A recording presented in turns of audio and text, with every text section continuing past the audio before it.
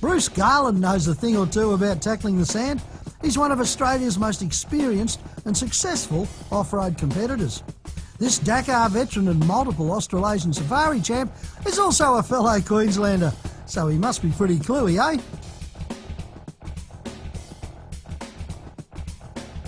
Hi, I'm Bruce Garland. I'd like to show you some of the techniques that I've picked up racing in deserts all over the world. So come with me now, we'll go down to the beach and I'll show you a few of the tips that'll make it a little bit easier for you next time you bring your four-wheel drive. Come on, let's go and have some fun. The most important thing before you go into the sand dunes, have the right vehicle and the right tyre. We have an Isuzu D-Max 3-litre turbo diesel and we're using an all-terrain. So the first thing we're going to do is let the tyres down. So what we're using here is the tyre inflator. Put that on the valve and then you can put the gauge on then. I've made this lovely new tyre gauge, which big letters and big writing for old blind people. So what we're trying to do here is make the tyre wobble. When it gets down to 17, it'll actually get like a jello feel to it. You can see it's quite hard.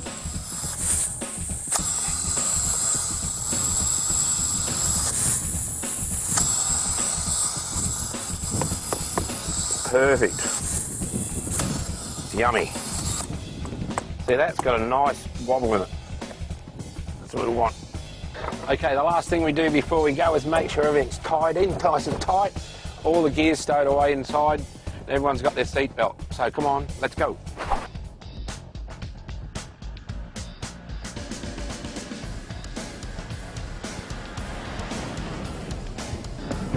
Okay, we're driving along these nice sandy tracks here. They've got a bit of real tracks in them. The best thing is just use the throttle, not overreact too much on the steering.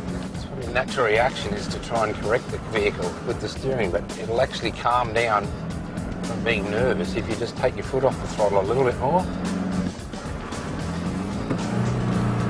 You're using a lot of throttle. This is what's happening. It gets quite twitchy and violent.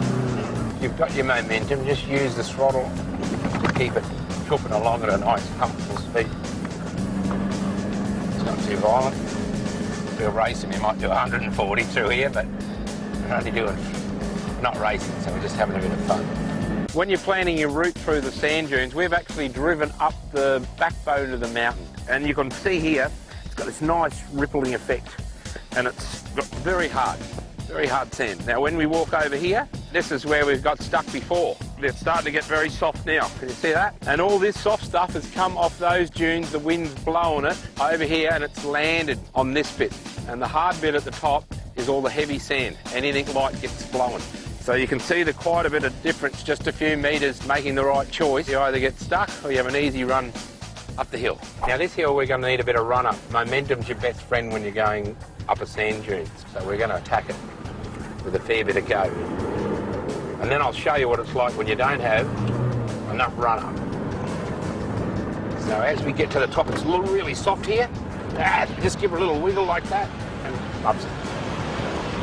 It's easy peasy. So now we're at the bottom of the same sand dune. We're going to take off in second, but now we've got no run up, so we haven't got any momentum. So let's see how far we can get up the hill. Flatten third. Now I'm going to wiggle it. Come on, baby, come on, baby, come on, baby. No, can't do it. So we'll just reverse back, nice and steady. In sand, momentum's your best friend.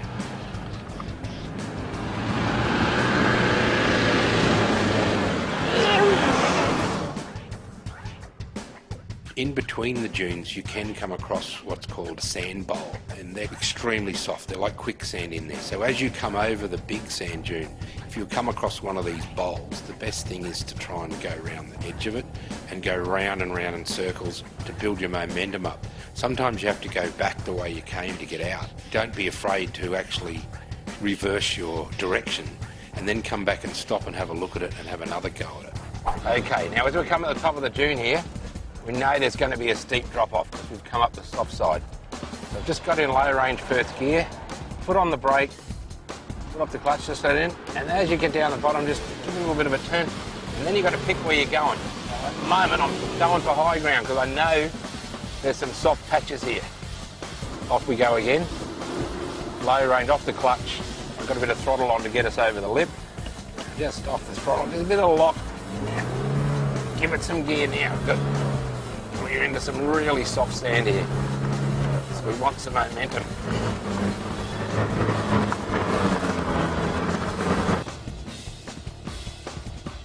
One of the things you have to be careful of when you're driving in sand is where you decide to stop and have a look. The best way is to actually find a place like this where the sand looks all right and point it downhill and don't touch the brake. See how quickly it stopped up? Stop with no brakes. And then just take second gear, low range, off we go. We've got the advantage of nature on our side with a bit of gravity going downhill.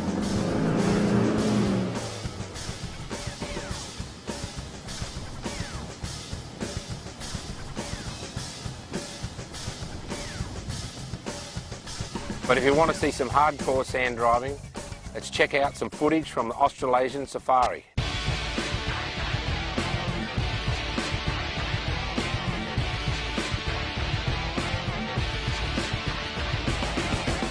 This event started in 1985. The last 3 years have been conducted in Western Australia. It involves racing in really remote areas. Competitors include quads, bikes and cars, of course.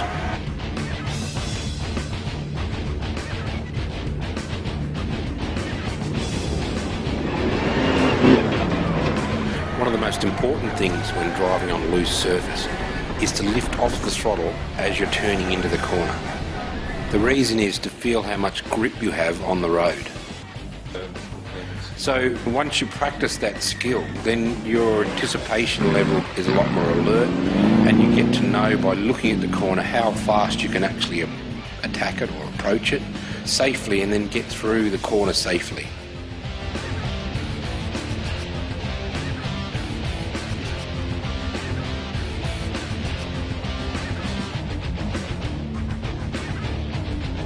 Travelling down rough tracks, especially sandy tracks, once you've attained the speed that you want to be travelling at, then you use your throttle to stabilise the car. This happens in deep sand. If you put too much throttle on it, you start losing the control of the car. It starts getting very nervous and it starts jumping out of the track. So you can actually come back to, say, half throttle and still be doing the same, exactly the same speed through, but the car is a lot less nervous.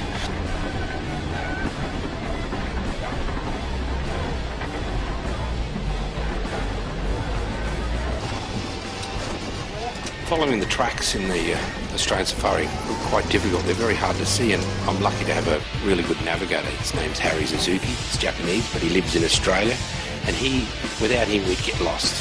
And he's actually telling us when to turn, the distances to turn, what I've got to look for.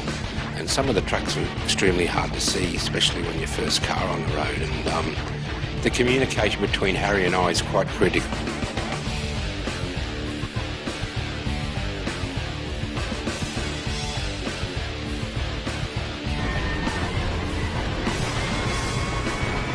People often ask me what the real secret is, and the best way to describe it, it's experience gives you confidence, confidence gives you anticipation, and when you get it right, it's a real buzz, it's like a drug.